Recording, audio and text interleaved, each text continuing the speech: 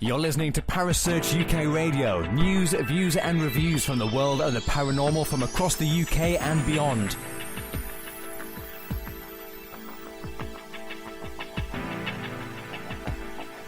Find us on Facebook, Twitter and the World Wide Web. Parasearch UK Radio.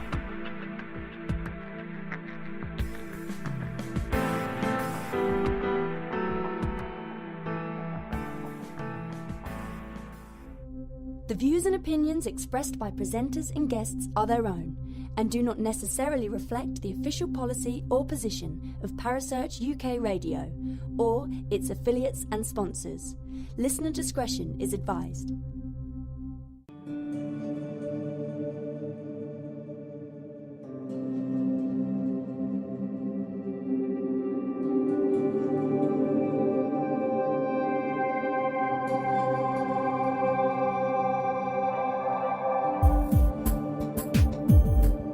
You're listening to The Spirit Dimension with your host, Kerry Greenaway, right here on Parasearch Radio.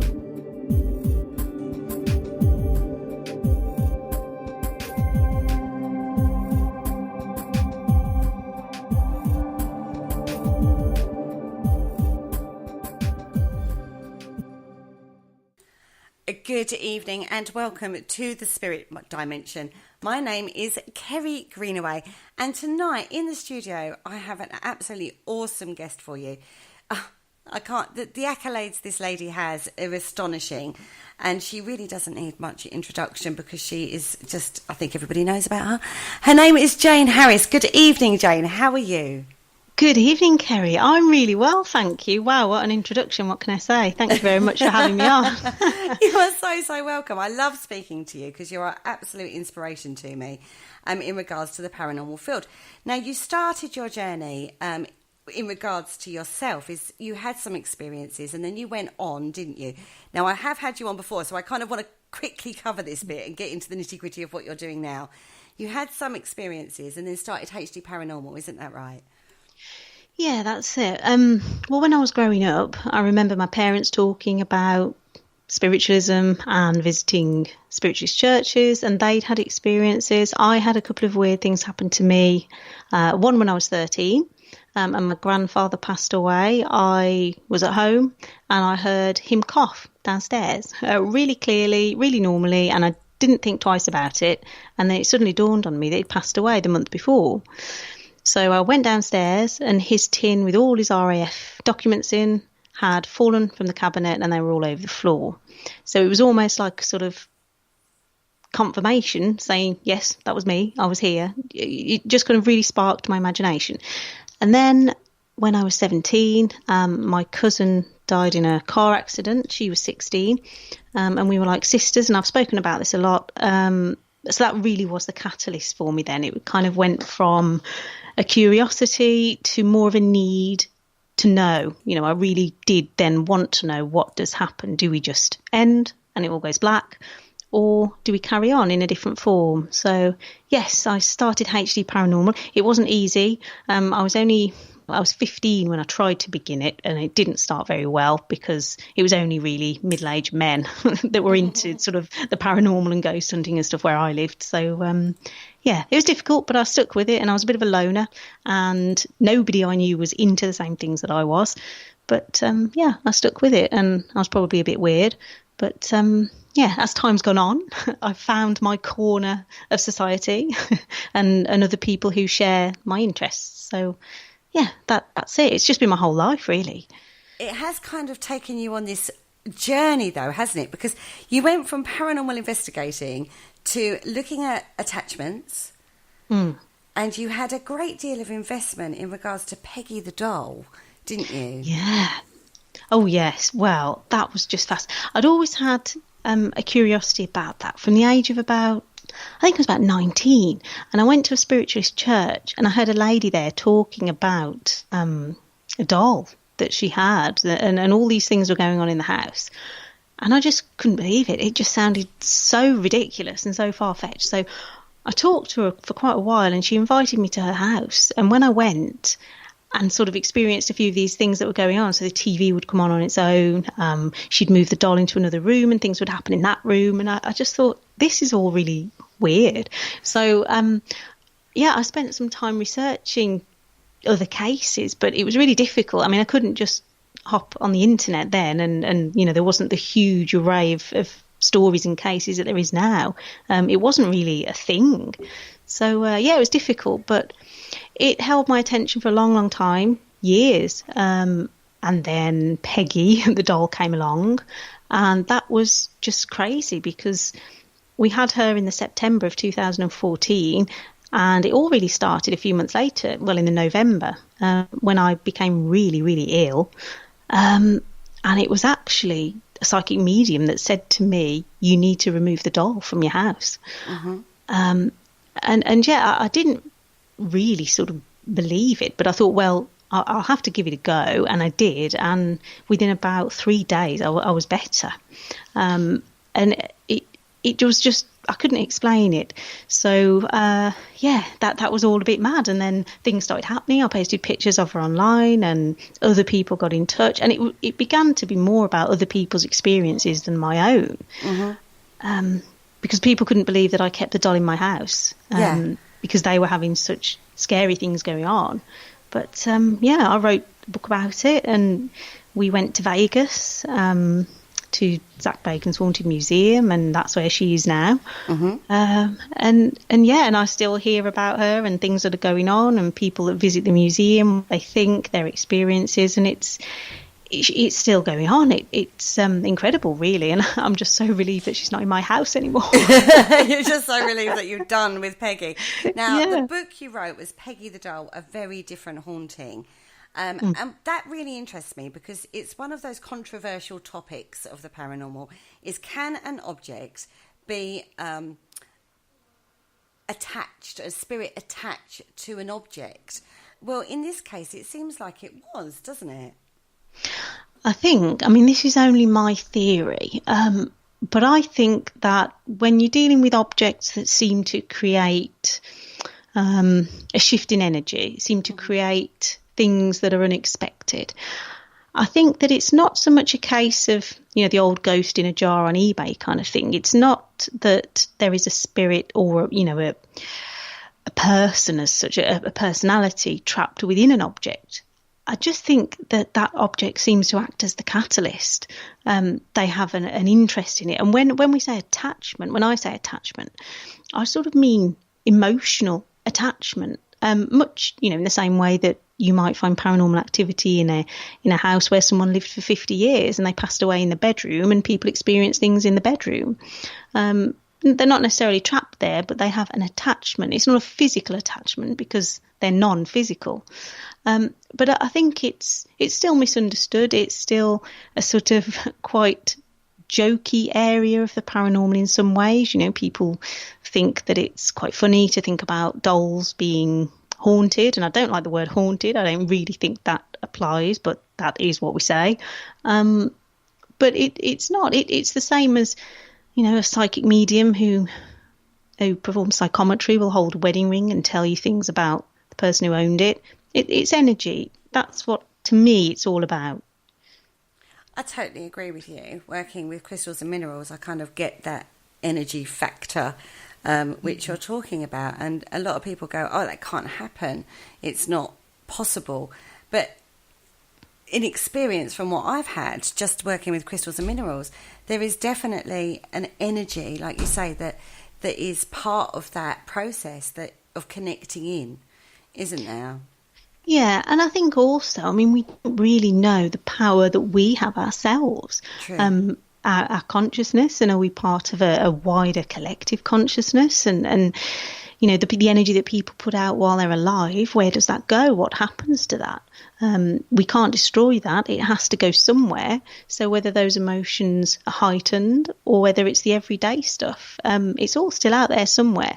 So when we pick up a doll in an antique shop, or we pick up someone's pocket watch or wedding ring, the things that we might experience because we now own that object may actually all be to do with us tuning in to the vibrations around it and the consciousness that's been imprinted upon it. Maybe. We don't know, but that's sort of the angle I'm more leaning towards. Yeah, the theory you go towards than anything else. Now, we've had a question from Kaz. Would you agree that everything potentially has the ability to hold energy, good or bad?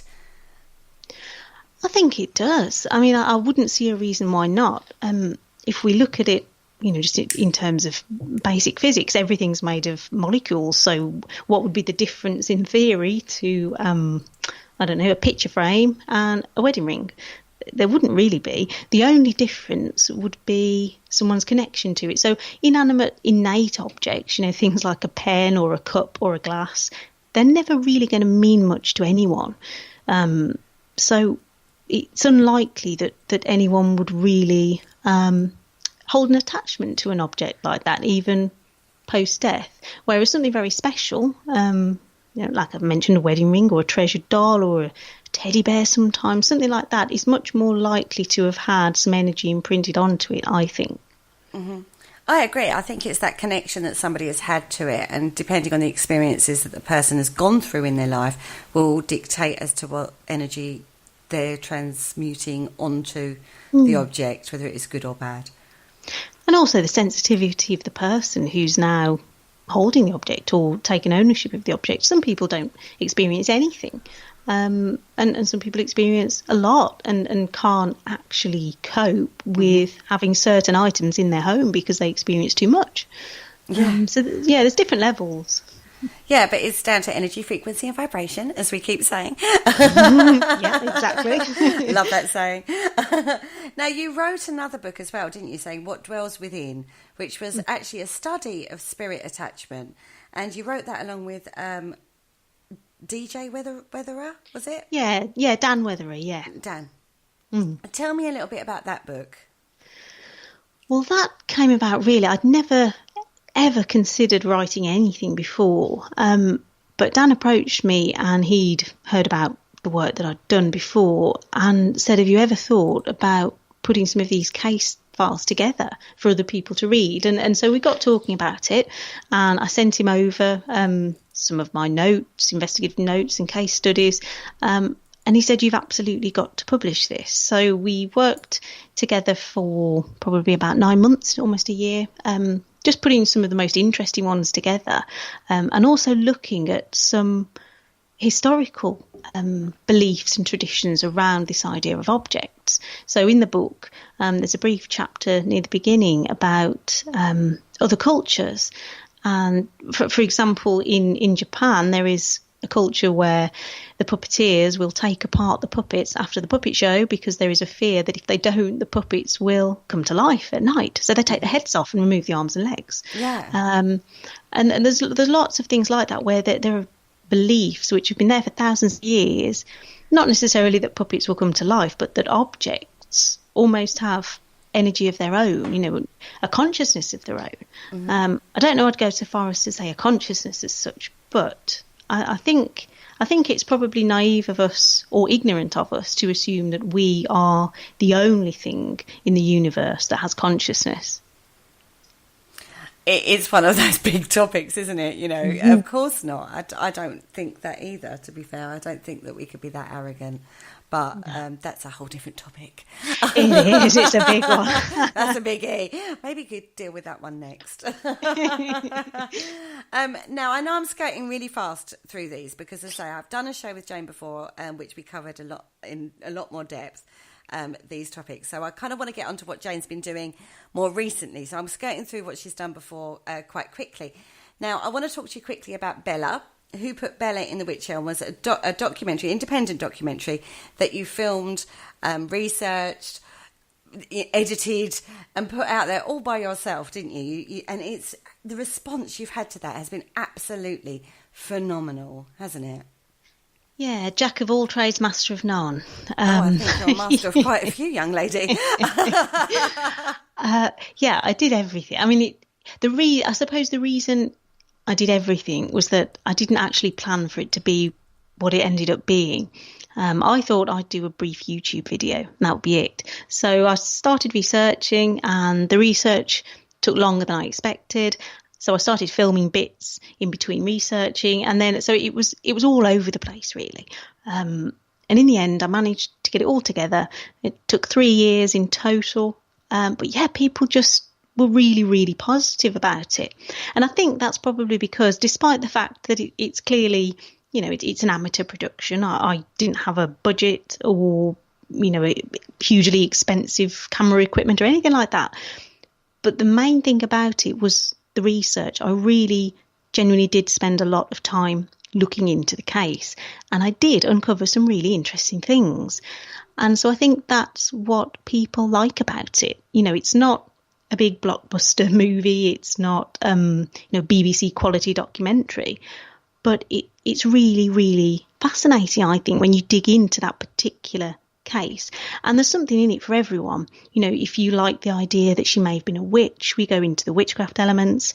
If you're more along the historical line, that she was a Nazi spy, well, we talk about that as well. And I think really, especially locally, I grew up in Stourbridge, and that's always been an urban legend, really. And some people didn't even think it was a real case, you know, that she was a real person. They just thought it was a story, an urban legend.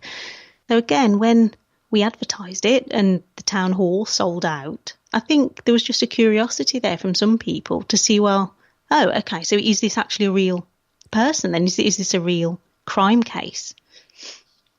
Well, very much so. Now, that actually premiered on the 4th of August, didn't it, last year? Yes, it did. That's the quickest 12 months of my life, I think. That's just ridiculous. Yes. And she's grown legs as old Bella, hasn't she? She's not gone away. She's still with you very, very much. Yeah, she is. I don't think she's going anywhere. It's one of those things that you do have to sometimes, and this is one of the few projects where I've had to do this actually, but you do have to draw a line and walk away from it, because if I didn't, she would go on forever. She would be, you know, that story could go on forever, because the more people you talk to, the more different theories you get, and the more, you know, potential evidence you get. So, yeah, she's still around, and, you know, the film is still selling, you know, DVDs are still there, and screenings still happen occasionally at different places. But, no, I'm just so proud of it. And I've got in my office a big poster, you know, that we had up at the town hall when it premiered. I've got that in a frame, and I've kept one of the tickets from the box office, and it's in there as well, because I just look at that and I think, you did that. That's ridiculous. Like, you actually turned your little project that was meant to go onto YouTube into that. So, yeah, I'm still really proud of it. I have to say, I'm not surprised. It is awesome. If you guys haven't caught this documentary, you need to. And when Jayne says this isn't a BBC quality, it ain't far off it. That's all I'm saying.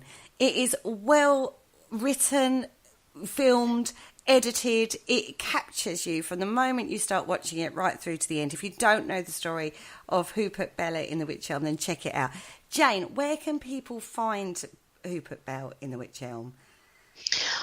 Well, if I go to my website, hdparanormal.com, there's a tab on there for Bella, and it's got loads of information about it, and there is a link if anyone wants a DVD on the bottom of that page as well. But also, actually, it's on Amazon Prime. So if anyone's a Prime member, it's free on there, or I think it's $2.99 if you're not a member. So you can watch it on Amazon Prime as well. It's well worth a watch. I thoroughly enjoyed it. I've still got Ashley Nibbs lent me his copy, and I've still got it. Oh. Hashtag stolen. Probably shouldn't have said that, should you? No, I shouldn't really have said that. He'll come down and collect it and slap me. Bless his cotton socks. But no, definitely check that one out, guys, because it is absolutely fascinating. And if it's got just about everything you could want in there. It's got conspiracy, it's got hauntings, it's got witchcraft, it's got mysteries. It's got so much stuff in there that you did so much work for. It's absolutely brilliant. I think you've got every right to be proud of yourself for that piece of work. I really think it's awesome. I really enjoyed it. I mean, there were times when I thought, you know, I'm going to throw the laptop through the window in a minute, especially when you're editing and things don't go right. But, you know, on the whole, when I look back now, it was all worth it, because, yeah, I was really, really proud of that. It was a huge learning curve for you, wasn't it? Yeah, it was. I'd never done any filmmaking, editing, nothing like that at all. So I just learned as I went along, really, which sounds a bit ridiculous. But I thought, well, I need some decent video editing software, so I bought some and just kind of worked through it. And there are bits now when I watch it, now that I've used it more and I understand it a bit better, that I think, oh no, that made me cringe. But at the time, it was as good as I could get it. So that will do for me. That was all right. That was my first project like that. Mm-hmm. And yeah, definitely. You've taken that into schools as well, locally to you, haven't you? Yeah, I've been into a few schools now to do different projects. I was contacted by one English teacher who said that she would really like to put together some projects for the students about the case, because local legend and all that kind of thing in history, that there's elements that they can tap into with so many different things, because the area itself, Witchbury Hill, there's loads and loads of archaeological interest there as well. It's an Iron Age hill fort, so science and maths even came into it, loads of different things. So yeah, we're working with a few different schools and putting projects together. I do talks as well for different groups, so I go out, WIs and U3A groups and all sorts, and give talks about Bella. And it's brilliant because it's people from 15 to 95. It does encompass I have to say, it's one of those stories that it doesn't matter what age you are, it kind of really encapsulates everybody, doesn't it? That's not the right word. What's the right word there? Gets everybody involved. Intrigues everybody. That's a better word, intrigue. Encapsulates. It does, right So, since that launched, that premiered, obviously you had a few months where it was really busy with Bella and trying to push it out there and everything else. You've done a few Facebook Lives where you've done some live experiments, haven't you? Yeah, we did a couple of that. They were really interesting. I did one on perception, like psychic ability, because there were so many people who were saying that I saw so many comments here, there and everywhere, sort of rubbishing this idea of ESP, extrasensory perception. So I thought, well, this will be interesting then. Let's just try it. Let's just do something. And so, I just put up a series of things. Can't remember all of them now, like a pie chart with all different coloured sections. And I chose a section and then asked viewers on Facebook Live to guess which section I was choosing. And I mean, overall, there weren't really any overriding sort of decisions made or no real strong evidence. But a couple of people got almost a 90% accuracy on everything, which I thought, well, not 90%, you couldn't get that on chance. So it was interesting anyway. I just enjoyed doing that. It was just a bit of fun, really. But it just sparks conversation about it, really. That's what the majority of what I do is about, is just getting people to talk about things like this. That's very true. That is very, very true. And you like to look at things from a very psychological perspective, don't you? Yeah, I do. I try not to be a bore, because it can be a bit boring when you hear people bang on about psychology. But I did study psychology, and that was my career really before all of this. I was in counselling. So I am fascinated by the human mind, and not just our ability to do things really well, but our ability to do things really badly, and how poor the memory can be, especially. And so I do, especially mine. Yeah, I was just thinking, I go to another room and think, why did I come in here? Yeah, exactly. So, we can't rely on our memory. We can't really rely on our perception all of the time. So that does interest me. But as well, I think as human beings, we are fascinating creatures. The way we interact with each other, our beliefs, our traditions, our fears, phobias, everything. I just find human beings absolutely fascinating. So from a point of view of looking at paranormal experiences, then that just opens a whole can of worms, doesn't it? But, gosh, yeah. Yeah. Totally does. And you start realising quite quickly when you start going down that road how, on one hand, how amazing the human mind can be, but also how infallible it is as well. It can be quite tricky. It can fool you quite a lot.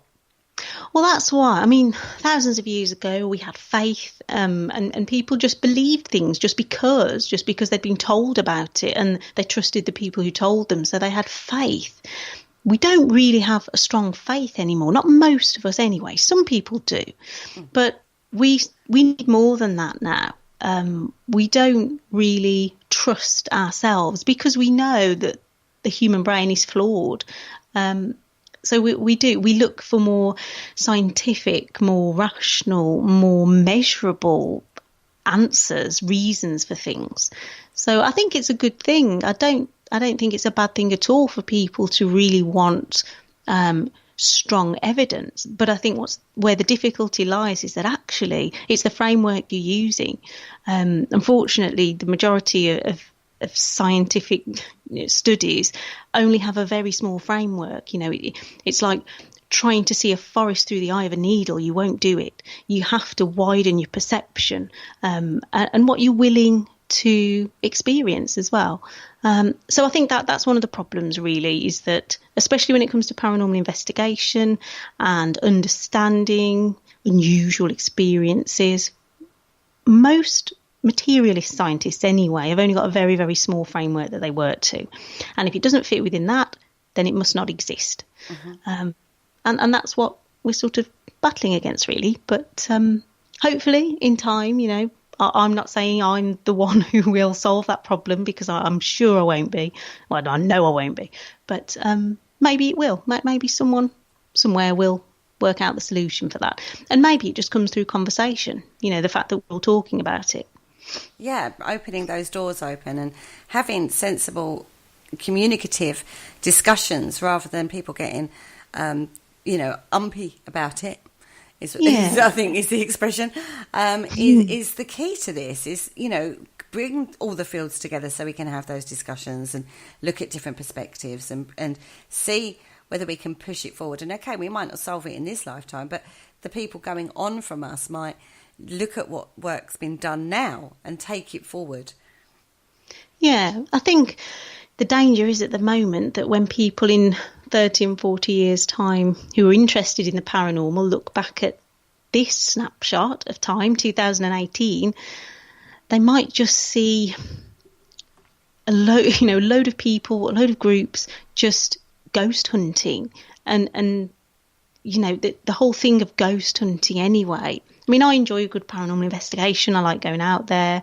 I like meeting people who are interested. I like sitting there and, waiting for something to happen. It's all part of it, but it's a small part of it. And I think at the moment, that small part of this whole field has been magnified a bit too much.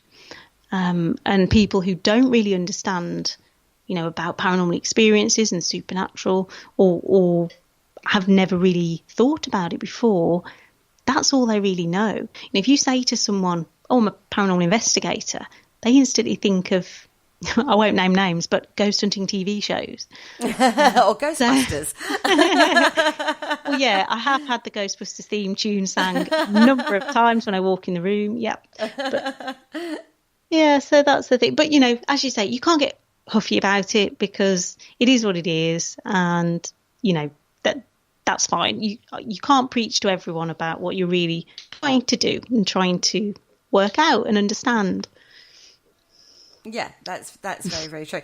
Right, on that note, I'm going to play a quick break because Jayne did a great ad for Sage Paracon, which we're going to talk about when we come back. So bear with us, guys. I'm going to play this for you. Oh, wow, I forgot about this. And then we'll be right back. Hi, this is Jayne Harris from HD Paranormal, and you're listening to Parasearch Radio with your host, Kerry. This year, why not join us at Coombe Abbey Hotel from the 8th to the 11th of November at the Sage Paracon VIP weekend, a weekend full of all things paranormal. Tickets are on sale now from www.sageparacon.co.uk. But those tickets are limited, so don't miss out. Get yours today, and I'll see you there. You're listening to The Spirit Dimension on Parasearch Radio UK with your host, Kerry. Welcome back to the Spirit Dimension. I'm Kerry Greenaway and I'm in the studio tonight with the lovely Jayne Harris. So, we've just heard the advert for Sage Paracon, who you're a guest speaker for this year, aren't you? I am, yes. Really excited, actually. Really looking forward to it. I love the venue anyway. I've been there only twice. It's an amazing place. But yeah, just to be part of it, I've sort of seen Sage Paracon going on before. Never been part of it. So yeah, I'm really looking forward to it. It looks like an amazing event. It's a 4-day event. It's at Coombe Abbey on between the 8th and the 11th of November. So can you give us any spoilers? What are you going to be talking about? Well, I will be talking about past lives and reincarnation, because I think that the subject of past lives is absolutely fascinating. I won't say too much because anyone who does come will have heard it all already. Yeah. But there are so many cases out there that are just so intriguing and so accurate. You know, the children especially. You know, children who seem to have abilities that they haven't learnt in this life. But what I'm interested in as well is whether that is genuinely a past life memory or has been passed on through DNA, because that's another theory, you know, that we inherit these memories and these abilities through our genes. So, yeah, it'll be an interesting talk, hopefully. It's going to be a fascinating talk, past lives. And you've been regressed recently, haven't you? Yes. Oh, that was weird.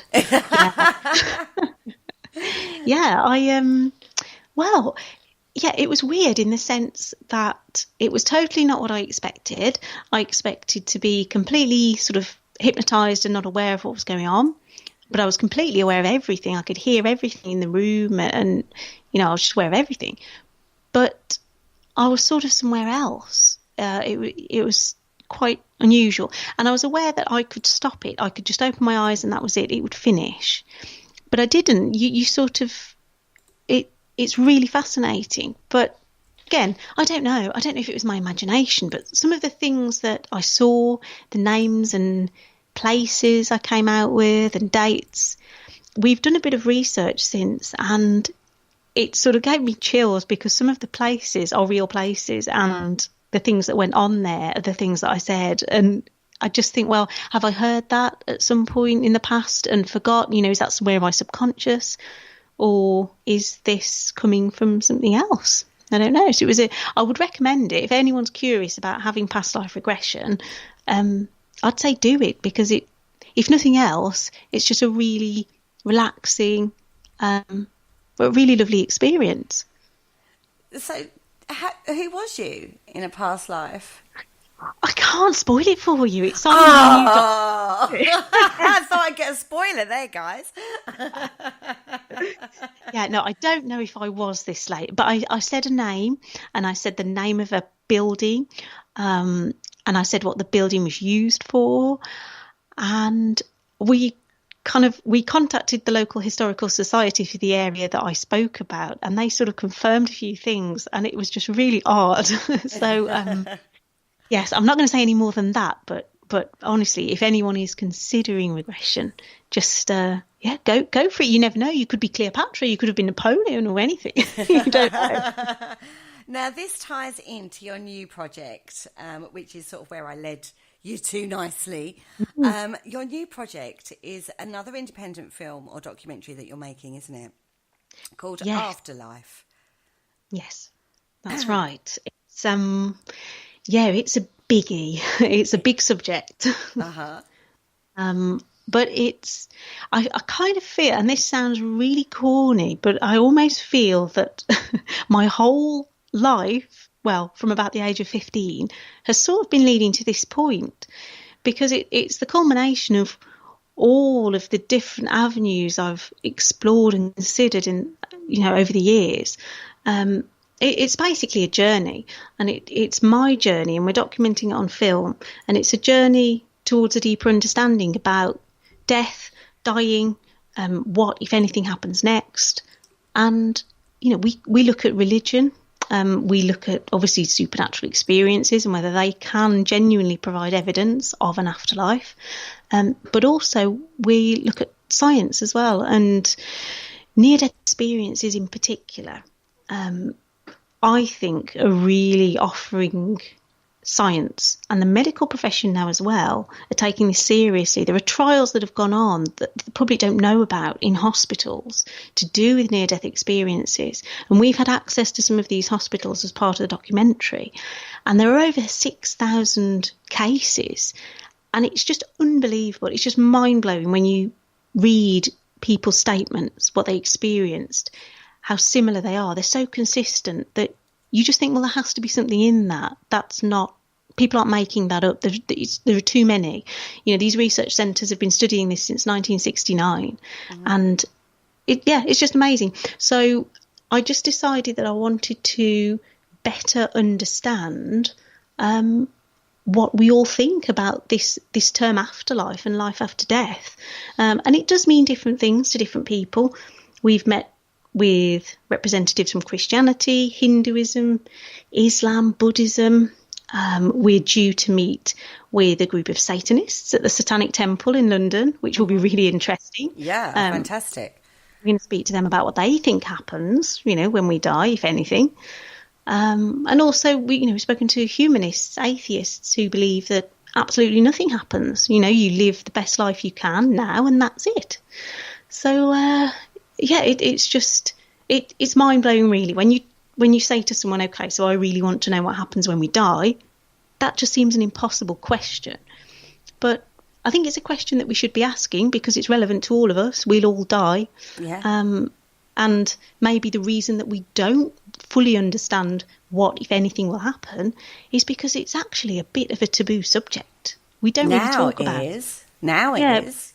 Yeah, people think it's morbid, you know, if you talk about it, but it's not really. And I think it's good to talk about it. And maybe if we did talk about it more, we'd understand the process more, and we could celebrate people's lives instead of mourning a loss. So that's a bit grim. Yeah. No, it's not. It's very, very true, though, because these days, you're right. I thought about this earlier, actually. It sparked off a discussion between myself and Kaz Rooney, who's in the chat room tonight. Following your live, I went into a discussion with Kaz about this very, very topic. And we were saying how if you go back to like the Victorian era, they kind of celebrated, they thoroughly kind of embraced the death experience, didn't they?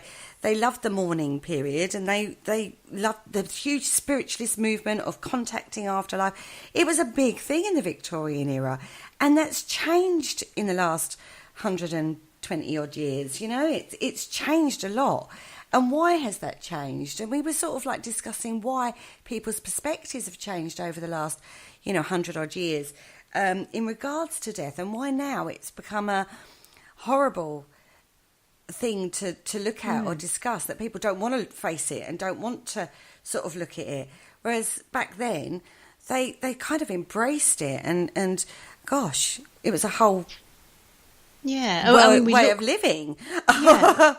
It was. And we look back now, and a lot of people think, those macabre Victorians for being that way, but I really don't know why there is anything so macabre about it. I think one of the things, we speak to funeral directors as part of the documentary, and it's interesting because the process of dying is now so formalised. There is a certain time frame after someone goes where the funeral directors have to come along and take them. There's then the whole, embalming process and everything else that happens, which is so invasive. It becomes something that actually people don't want to think about. There's a company in Birmingham called A Natural Undertaking, and there's a lovely lady there called Fran. They're undertakers, but they're two lovely women, and it's nothing like the funeral directors you've ever seen before. It's a wonderfully warm, it's like going to a salon. It's like a beauty salon. It's gorgeous. And they are all about celebrating the life of people. And they don't do the traditional you go to a church and you all sing hymns and you all dress in black and it's all very somber. You can do whatever you want. So they'll take you to your favourite hill, or a mountain, or where you've got a beautiful view, and everyone says goodbye to you there, and then you're taken to be either buried or cremated. But it's kind of breaking the mould. And I think because we've got such a strong mould in place of what should happen when our loved ones die, that it just becomes a really mundane and, I don't know, not representative of what that person was to you, it just becomes very impersonal. Everyone's treated the same. It's almost like a conveyor belt. Mm-hmm. So I think, that's part of it. It's a shame, but that is how it is. And I think that's why this whole subject, death and dying, when I talk to people about the project, some people will say, well, that's a bit grim, isn't it? Well, why do you want to talk about that? And it's because it's relevant to all of us. Thousands of years ago, when worshippers were walking towards Stonehenge or burying their loved ones, ritualistically in pits together with herbs and with pots and things to take to the afterlife, they weren't grim about it. They didn't think it was macabre. It was just a natural process. It was the next stage. So that's kind of what we discuss in the documentary, amongst other things. Yeah, they saw it more as a transition, didn't they? Rather than, you're dead and gone and that's it, you're done. But it was a transition from, so from this physical, your soul is, or spirit is captured in a physical body. It's just a transition and you're just leaving one life and moving on into a new realm, into a new life. Yeah, and the amount of people we've spoke to, Toya Wilcox as well said this, that her mother, when she sat with her and her mother was dying, she almost saw something happen to the body. It was, some people have said, that they see, it looks like they're expanding or they're glowing, or they see them almost rise very slightly and then fall down. Mm-hmm. Just sort of like the chest lift and then drop again. And they genuinely believe that they are present at the moment when the soul leaves the body, because afterwards the shell looks completely different. And I've experienced that. I've seen loved ones when they've gone and you go to see them and they look completely different. You can tell they've gone, and you can't put your finger on what that is, why that is, but you know that they look different. Oh no, totally, I agree with that. Yeah. My granddad was not the person who I saw. That was not my granddad lying in the chapel of rest. That that freaked me out more than anything, was the fact that it wasn't my granddad laying there. Yeah. More than the fact that was his body and I was going to mourn him and, do the final goodbye and all that. I just knew that wasn't him there. It was it was the weirdest thing. And that's it. And in some countries, that there is no sort of, I suppose we'd say, respect for the body, but there's no, they just disregard it. It's not needed anymore. It's a shell. It's gone. It's used. It's finished. Mm-hmm. They burn it, or they don't see the point in washing, dressing, placing in an expensive coffin, burying in the ground. The person isn't there anymore. That's just the tool they used in this life. So they don't really hold it in any importance. Like we do, and maybe that is the right way to think about it. It's one of those horrible times. I think we always say, don't we, that the funeral and stuff is all actually more to do with the living. It's the people that are left behind that do the mourning and are upset and stuff. But the person that's actually passed, has transitioned, we don't know what they're feeling. But part of our investigative reason, we go out there and go, how did you die? So it's part of everything we do. So it is part of why we're out there doing it. We're trying to find, is there life after life? That's one of the reasons we get into the paranormal, is to explain some of the experiences we've had or things we've had, whether that be a psychological perspective or a ghost hunting perspective or a research perspective or whatever it is. Finding out, is there something after when we die? So that is so integral, isn't it, into what we are doing?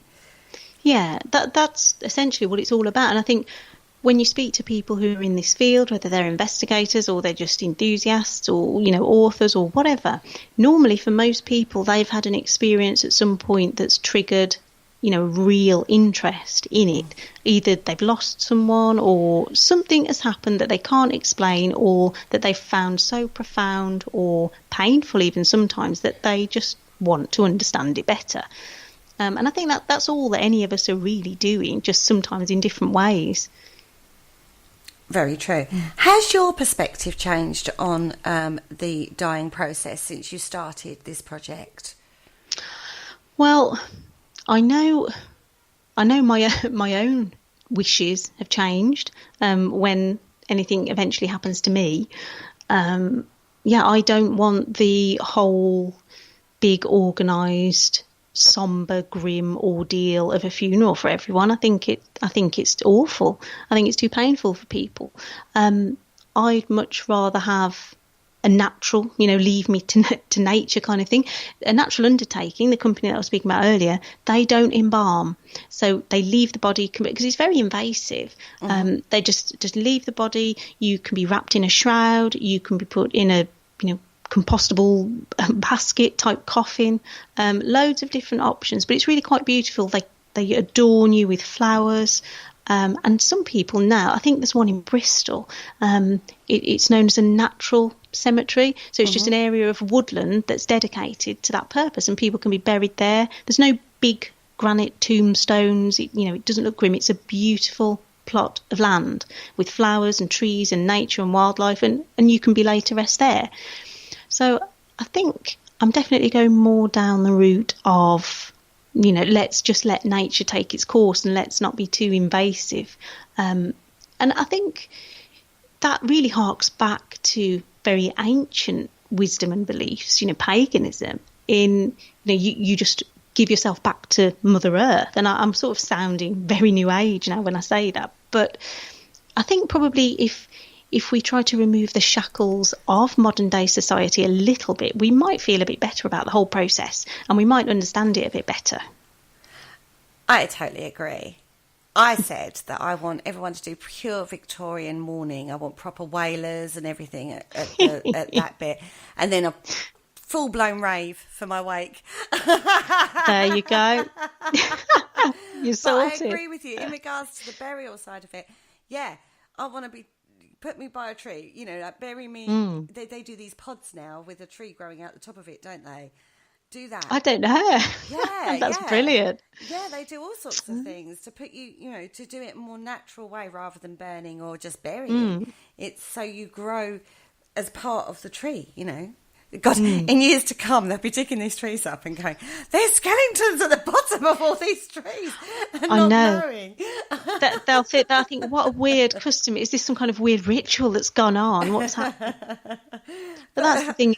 I think, though, I am sort of more now leaning towards believing, definitely, that it isn't the end for us. I don't know whether we can come back and communicate with the living, but I think that from the near-death experiences that I've looked at and the people I've spoken to who have researched those experiences for years and years, there is a definite process that people seem to go through, and it's people who've never met each other before. They could be accounts that are 40, 50 years apart, but they're almost identical in what those people experience. These are from people who have been in ICU units, who've had cardiac arrests or have died for other reasons and been brought back. And they've reported what they experienced in those moments. And it's just incredible. So I think it's a positive thing. It's a good thing, that actually we all have something else to look forward to, that it doesn't all go black. Maybe, or maybe it does. I don't know. I've spoken to people who are really convincing on both sides, but I would like to think that it doesn't. I think it's probably a bit of a grim way to look at life, that, it all just goes black and that's it. But I don't think so. Having had a near death in myself, I don't think so at all, because I had a conversation with my nan at that point, and I made a decision whether I wanted to transition or whether I wanted to come back.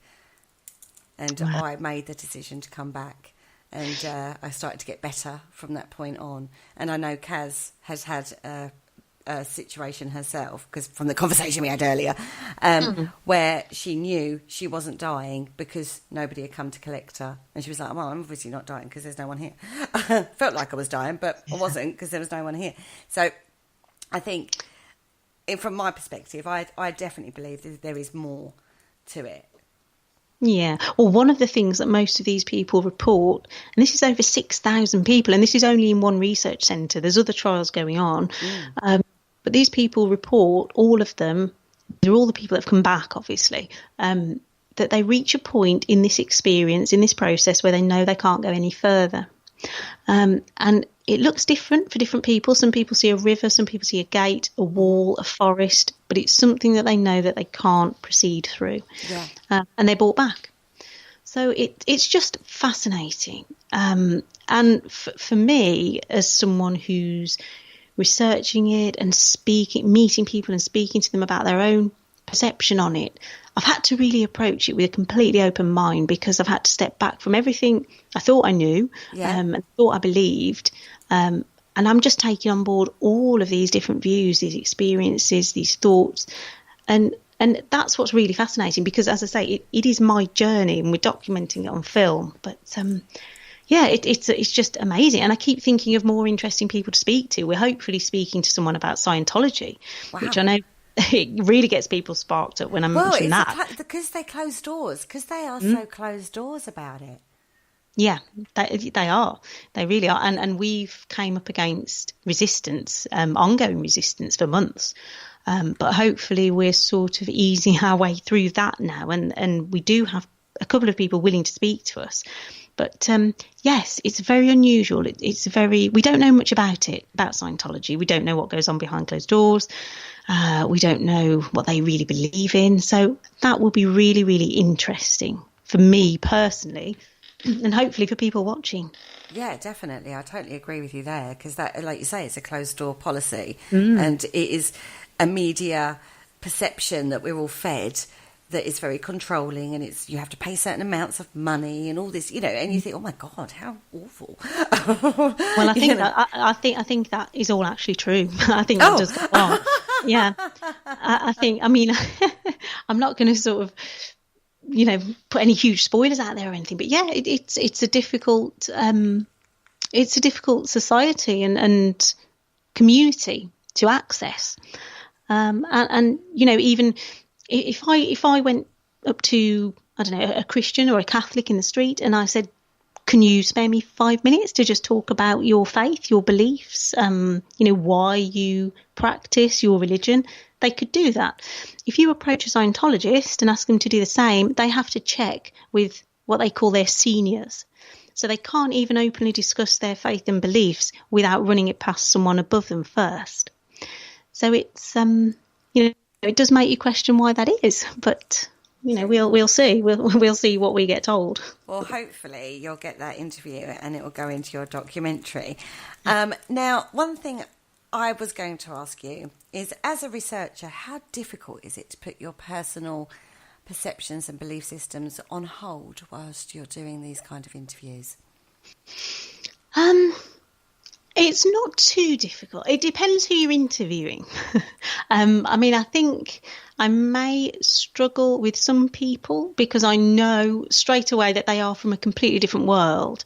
But having said that, I am completely fascinated by people and beliefs and how we interact with each other. And so just sitting with someone and hearing what they believe reality to be for them, that intrigues me. So normally when I interview people, I will ask some very general questions. I won't even sort of really ask them anything. I'll just say, can you talk to us about, and just let them go and let them talk, and I'll just sit there and listen.